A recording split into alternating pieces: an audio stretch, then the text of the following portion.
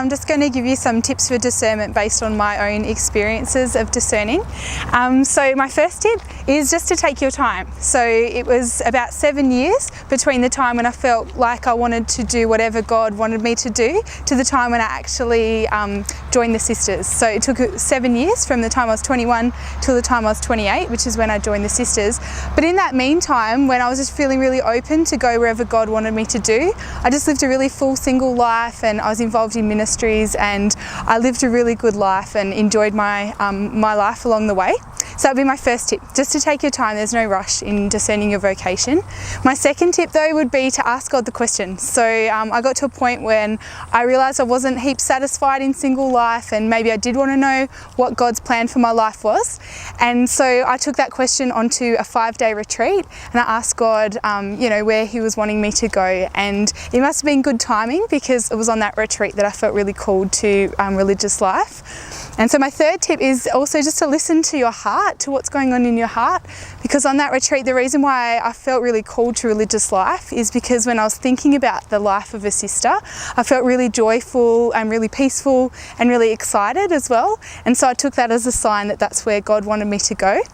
My fourth piece of advice would be to do the journey with someone else. So to find a spiritual director or get some advice on where you want to go, because it's just good to have that extra insight and that extra advice from that person. So that would be my 4 tips on discernment that are based on my experiences.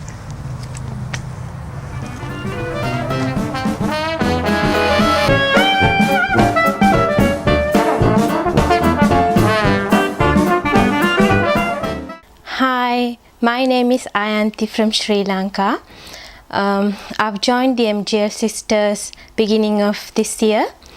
The key for discernment for me was hearing the Lord telling me to follow Him closely in consecrated life. He wanted me to belong to Him alone. I heard this voice, and I was attracted to simple lifestyle of consecrated people.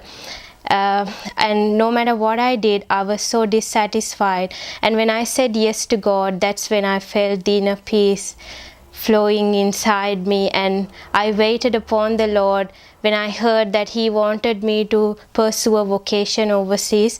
And I waited until He gave me the grace to let go of everything I cherished, let go of everything that He wanted me to let go, and say yes to Him in my calling at MGS.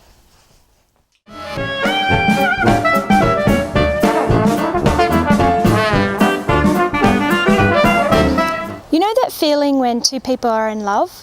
That feeling, that little tingly feeling that happens on the inside. For me, discernment and consecrated life, and looking at consecrated life, was very similar to that, where I would often be in prayer and I would think about becoming a sister, or I'd think about being consecrated, and something in me had that little tingling feeling. I would spend time asking Jesus, is this what you want me to do? Is this where you want my life to be headed? Quite often, following that, I would have the desire and excitement in my heart. I would have that feeling of, this is what I want to do with my life. Yes, this is it. This is where I'm meant to be. I knew that with this desire and excitement that I had in my heart, I just had to do something. I had to do the next step. And that was to spend time with the sisters, to get to know their way of life, to spend time in prayer and daily Eucharist. And within that, the desire and excitement for consecrated life and joining the MGLs became just so massive, in a way where I then joined the following year.